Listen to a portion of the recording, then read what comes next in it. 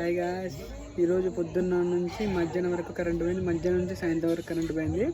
అసలు ఈరోజు ఎందుకు కరెంటు పోయింది, ఏం జరిగిందో ఒకసారి మా ఏరియాలో చూసేద్దాం. అట్లాగే ఏరియాలో కరెంటు పోవడానికి కారణం ట్రాన్స్ఫారం కాలిపోయిందంట. ఒకసారి వెళ్ళి ఆ ట్రాన్స్ఫారం మారుస్తున్నాం. అక్కడ జరిగిన ప్రాసెస్ ఏంటో మొత్తం వీడియో పెట్టేస్తా, చూసేయండి గాయ్స్.